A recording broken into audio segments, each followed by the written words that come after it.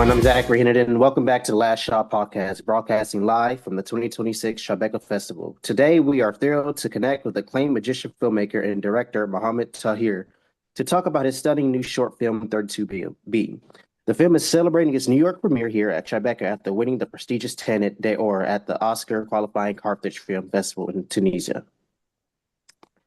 Produced by Red Star Films and set against the cultural backdrop of 2005 Cairo, 32B follows a protective single father played by the phenomenal Mohamed Mamdouh, who finds his world turned upside down by a completely normal yet excruciating, awkward coming-of-age milestone, discovering his teenage daughter needs her first bra.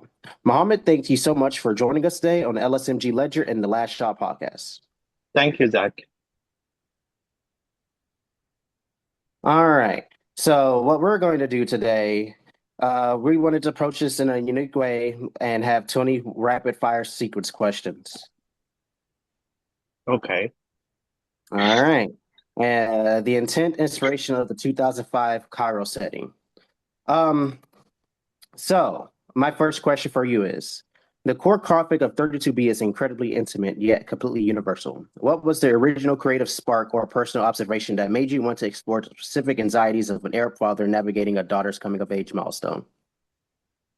I guess what inspired me for this story, or what I liked about this story, and um, how it's a very universal, but it also tackles a very deep issue in the Arab or the Egyptian community, because it's a very small situation in a very ordinary family, and basically it's about the unspoken conversations that usually doesn't happen um, in the Arab families or in the Egyptian families. Um, I liked it because the characters are relatable to everyone, and it's universal, and uh, uh, we you can show the film to anyone anywhere, and a lot of people would say like I know this character, or I have this kind of experience myself, so that's why I like it. And so I'm glad that you said that. As we were looking at your film and your short film there, we noticed that part of it was set to be filmed in 2005 Cairo. Yes. Is there like a reason in particular on why you decided to pick that time? Because this is like, 2005 is before the explosion of social media, smartphones, so is there a particular reason that you wanted to pick that particular era in particular? Yes, yes, exactly as you mentioned, it's before the social media and the smartphone, because the situation could be resolved very easily nowadays, either from the side of the father, like he might connect with his daughter through like messaging, or like sending her like a link for buying the bra itself, or shopping for it himself online. So we wanted to Right. put a lot of struggle to him through the time or the period of the film itself. All right. No, that's quite interesting, because as I was watching it, you could see the struggle in, when it was addressed to him at the game. And, I don't want to do any spoilers for those who haven't watched it yet, but you could you could tell when it was brought to his attention, and he's sitting there like, oh wow, I don't know how to address this, right? So I thought that was quite interesting. Yeah. uh, so the title 32B refers directly to the standard bra size that the father is hunting for. Did you always intend for the title to be this clinical and direct, or did it evolve to mirror the father's hyper-focused approach to the problem that he was experiencing? I guess the title was 32B from the beginning, and it was interesting to think that it's direct, but actually no one ever asked, or I've asked a lot of people about the title and what do you think of 72B, without knowing what is the film about. And actually, 95% of people say that this is like an address or like an apartment Mm, number. So it might be direct for people who see the film, but right. actually, if you're not, if you haven't seen the film, you it doesn't come to your mind usually that this is for the plot, and it's good for our film because it works both ways. Mm. All right. Um, the script balances high comedy with genuine, agonizing vulnerability. How did you manage that tonal tightrope during the screenwriting phase so that the father's panic never felt like a cheap gag, but kept its emotional dignity? Uh, can you repeat the question again? I'm sorry. Um, the script balances high comedy with a genuine agonizing vulnerability. My Yeah. bad. How did you manage that tonal tightrope during the screenwriting phase so that the father's panic never felt like a cheap gag, but kept his emotional dignity? Because like in most movies, when there's like a coming of age story with the daughter, they Yeah. revert the father trying to care like it's a joke or something like that. So how did Yeah. you keep its Uh, emotional dignity? yes, we didn't want to go or drag to be so much humor or so much comedy or having a lot of jokes in the dialogue because it's gonna ruin the experience. We wanted to have this the dark humor come from the seriousness of the situation itself and the awkwardness between the father and the daughter and the father and the for example, in his journey to buy the bra. So the this kind of tone balance, me and Haitham Dabbour, the writer of the script, agreed on from the beginning that it's gonna be dark humor. We don't want to have uh, jokes or too much humor based on physical expression or something like that. So we need to be very serious to tackle the situation. And if it comes to humor and comedy, it's going to come up from the situation itself.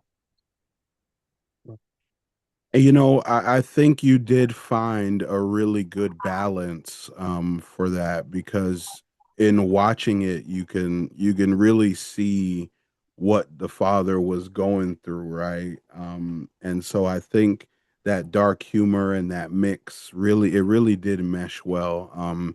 Because as you're watching it, you're just like, okay, I can see the visible situation that the father experiences that probably many fathers in Cairo felt at that point, or fathers in general, right?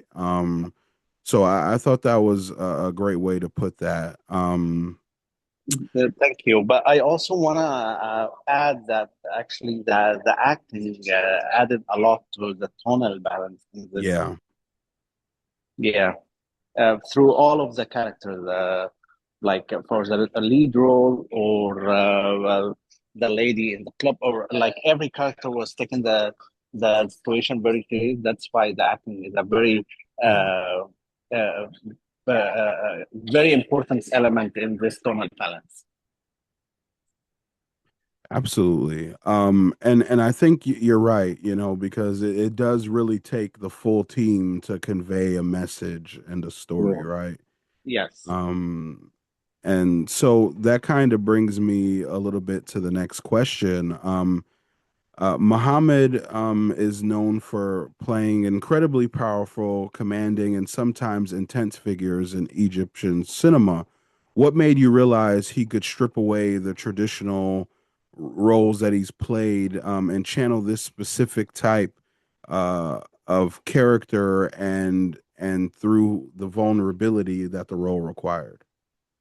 We talked a lot about this, and one of the things that when I first offered him the screenplay to read it, he told me, "Okay, I fear this kind of situation, and I think about it all the time because he had a daughter who is 7 years old, and he always thinks that how he gonna communicate with her."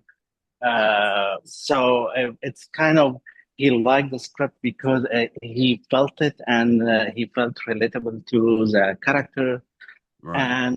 and also he's doing different kind of genre, but it's he wanted to make something very real from this story. Right. No, that's awesome. Zachary? Yes. So the sequence where the father is practicing and rehearsing how to present the bra to his daughter in an empty room is brilliant. How much of that sequence was tightly storyboarded, and how much was Mamadou, or I mean, my bad, Mamdouh, leaning into physical improvisation on set? I guess it's 70% of the scene was scripted and storyboarded. 30% was added on the set. I Wow. remember that while shooting, but he told me, I feel like we have to make it to make two or three more sentences while rehearsing. Like it was shorter than that, and he thought to add something, and we talked on how we can navigate this because it's an important scene for us and for the main characters, and it kind of. Replicating another scene, but we balance the second scene in the kitchen because he was rehearsing as well. But we make it very short at the beginning to leave room for him for rehearsing in the scene while wrapping the gift. So yeah, it was 70% script and 30% on set. That's interesting. I do feel like when you're able to add something in the moment, sometimes it really does help evolve the message, right? Yes, yes, Um, because you're actually in the situation and you are in the character. You feel everything. So it's a privilege to have improvising on set for a certain limit because it opens up ideas. Collaborative work with all of the crew when they uh, see the film or the filming process, you might get a lot of good ideas to ask. Absolutely. And so I kind of want to talk to you a little bit about the process in selecting some of the other actors that portrayed these characters. How did you go about doing that? Because I'm certain you all had to know exactly what you were looking for. Actually, all of the actors in the film are professional actors, and they are all superstars in Egypt and the Middle East. Uh, so I was but actually, they are all of them were the first actors that I wanted to share this film with, and I was honored to have them all agree to do this. Um, and I also want to mention that all of them worked, including Mohamed Mamdouh, they worked without fees or without any money because they wanted to make something artistic and they wanted to share an idea or making a short film looking good. I've worked with all of them in the past years as assistant director, and I have a good relationship with them. That's why it was good to have them on my first film. No, that's awesome. That's awesome. And I think that's what really lends to the character development, working with people that you have relationship with, how they can flow. Zachary, you were about to say something, I think. So yes, I was gonna go in a little bit of, the visual architecture of the movie. Um, so you have an extensive background as an assistant director on major high stakes Egyptian films like Clash and Gunshot. Yes. How did navigating those massive high intensity sets influence the way you manage precision and pacing on 32B? I think working on big sets like Clash and Gunshot Extra made me realize that it's all about the story and what you wanna produce out of it. It's not making a very if it doesn't serve the story, it's gonna be different or it's gonna be odd. So the visual architecture of the film, we wanted to have like something relatable to ordinary family in Egypt. That people doesn't say that this doesn't look real for us. So we wanted to have real streets, real locations, but navigating the story as well to serve us and to serve the story and not going unrealistic. Right. And so that kind of brings us into some of our closing questions. And I'm glad that you mentioned what you mentioned because um, when you think about, what you went through to select these locations and the places in which you filmed, um, what would you say was the probably the single most challenging location that you filmed in, or the most challenging scene that you experienced trying to make in this project?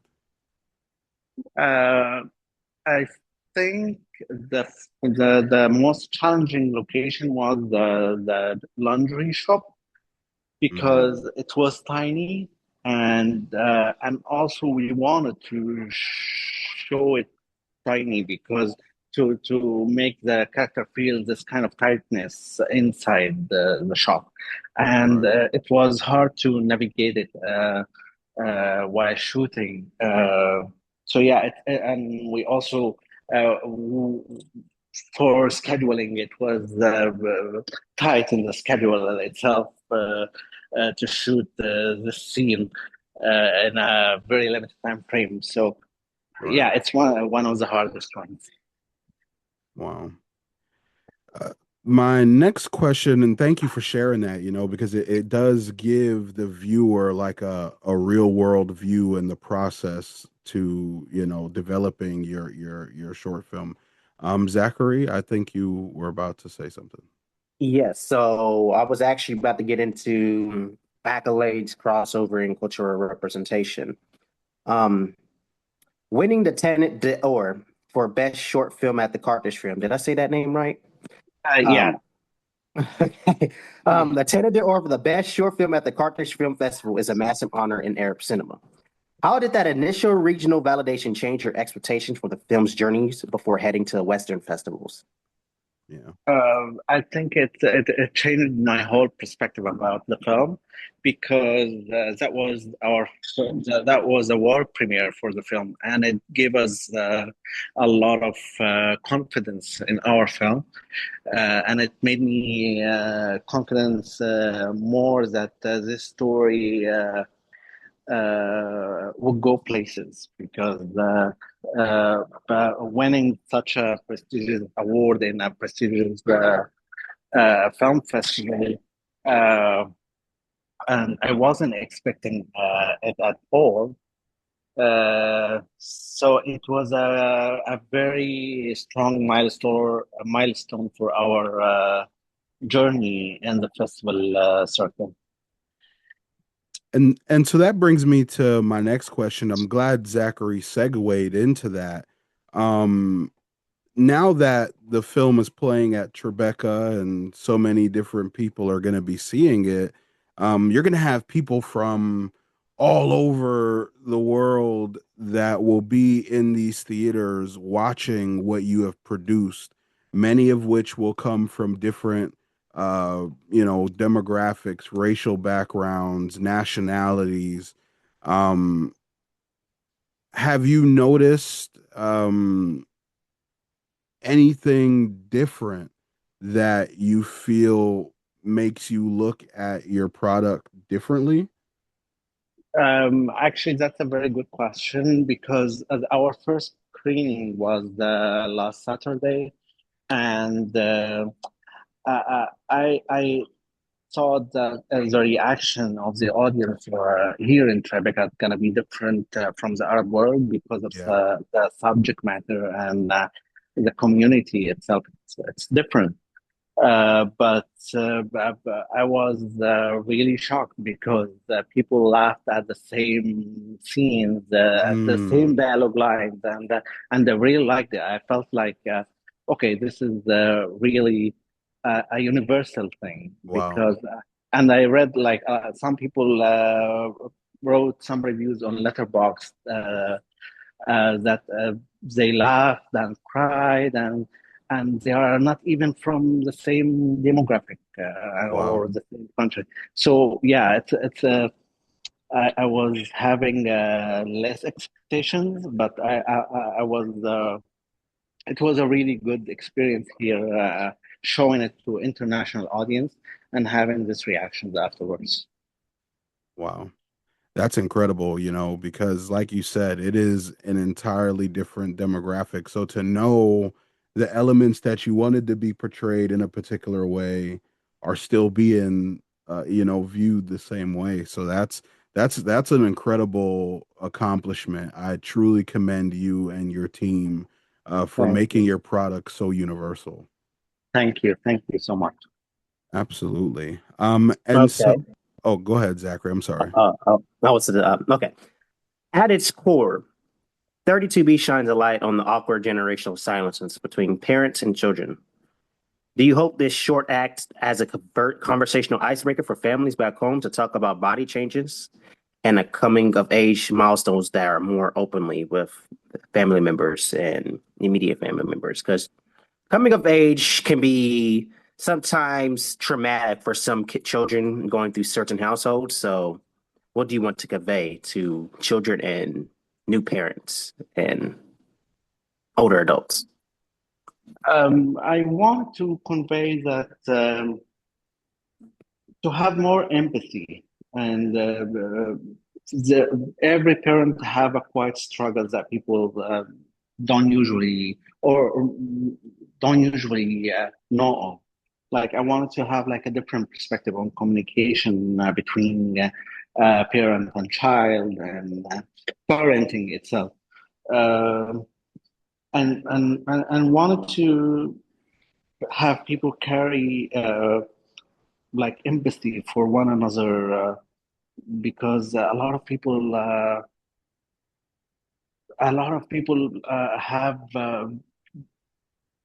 so many situations that we don't know of. So I wanted to have this kind of empathy to uh, through this film, like empathy for people because we don't know what's going on or what they are uh, going through in their life.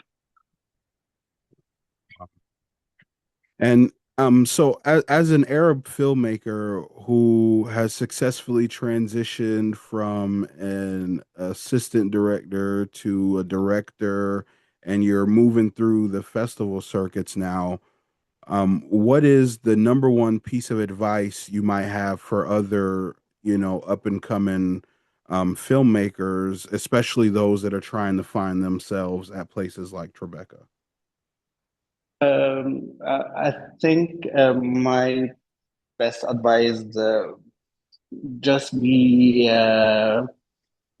just do what you feel really because if you're doing what you if you felt something you will do it really good and I hope that I made something good out of my feeling that this storytelling is all about feeling. If you're not feeling it well, or if you're not feeling the characters or the story itself, you're not gonna do it as it's supposed to be, or as you're transcending your emotion through your films or through storytelling. So just feel it. That's awesome. And finally, where can our listeners and festival goers follow your work and stay updated on your future projects? It's through Instagram and Facebook. Awesome. And so we'll make sure that they get that. Mohamed, thank you so much for sitting down with us today, for your incredible storytelling and the product that you have shared at Tribeca. Um, Thank you for bringing such a intimate moment, bringing it together with a little bit of dark humor and making it funny, but allowing for those of us that are at Tribeca to really take a look into your culture and into some of the things that families experience. Thank you so much for that. Thank you, Julien, and thank you, Zach. Thank you. Thank Absolutely. you. And to Absolutely. everyone listening, make sure you don't miss 32B screening this week at the festival. Catch it on June 13th and June 14th at the AMC 19th Street East 6th. Keep up with the latest independent film coverage on the Last Shot podcast and at the LSMG Ledger. Thank you. Thank you so much. Enjoy Tribeca, and we'll see you next time. Mohamed, thank you so much for joining Thank you us. so much. Thank you so much, Julien.